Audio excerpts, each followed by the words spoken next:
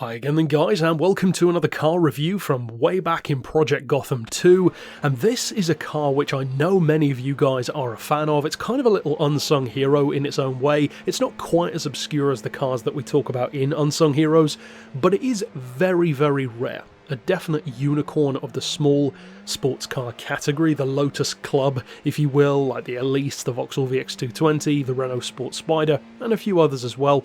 But this car has always been one of the most intriguing to me. It's such a unique vehicle. Not just the fold-down windshield and the fact that it had its own little racing series, all of these cool things. But to me, it's a shocking car that they actually built it at all.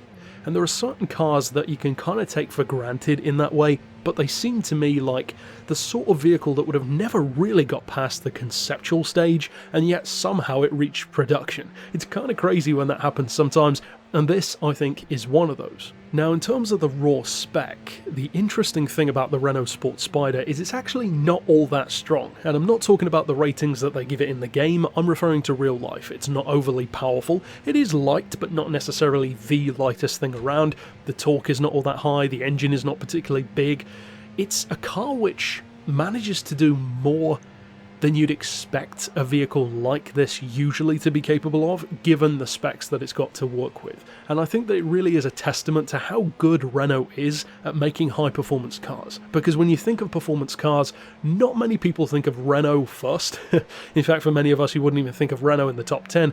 And yet when they do turn their hand to these high-performance hot hatches or small sports cars, even something as crazy as the Renault Espace F1, they really do know what they're doing, and it's kind of a shame that they don't do this more often. They actually, funnily enough, kind of remind me of Volkswagen in that regard, because Volkswagen, especially when it comes to concept cars, really love to flex their muscles in terms of what they are capable of, like the Eco Racer and the GX3, and yet many of them don't get made. Peugeot is also guilty of a similar thing with their concept supercars.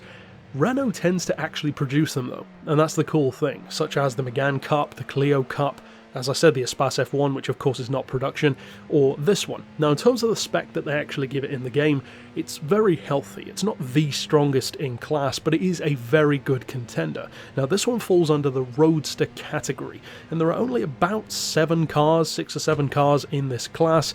You've got the Vauxhall VX220, the Lotus Elise, the Lotus 340R, which of course is easily on par with this one in terms of being an oddball little unicorn.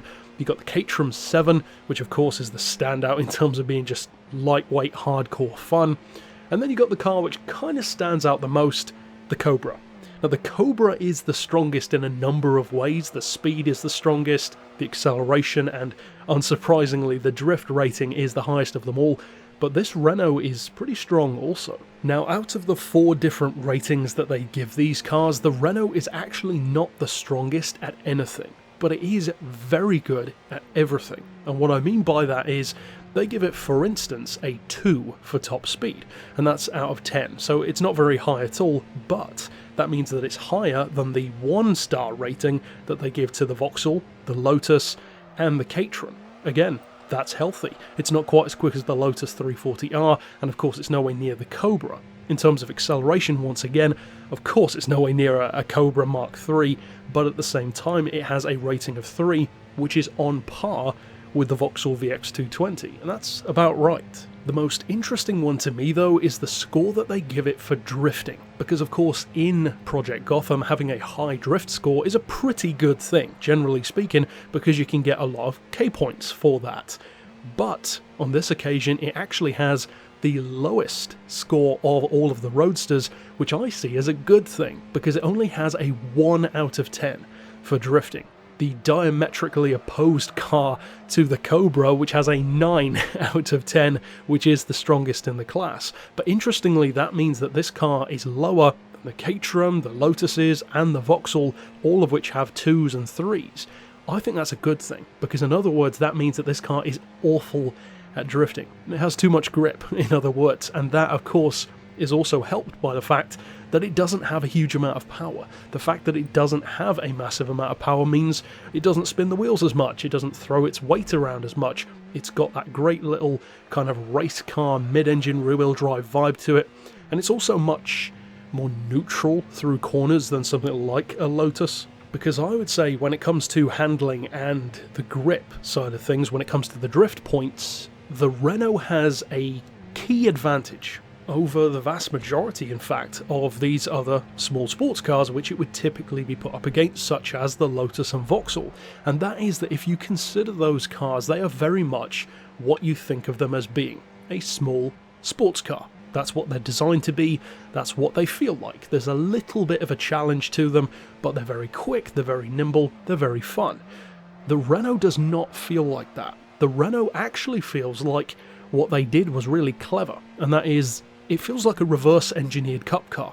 It feels like they made it to be a race car first, and then homologated it for the street. And I'm not sure what the actual development was behind the Renault, because honestly I've never looked into it, but it really does feel like that. It feels like an actual little race car on the street, almost like it shouldn't be road legal at all, in a similar way to something like a Radical. And of course, just like a Radical, it very much is a brilliant vehicle for what it's designed for. And of course, on the topic of handling, they give it a very, very healthy 7 out of 10, which is incidentally the second highest of the Roadster class, second only, in fact, behind the Caterham.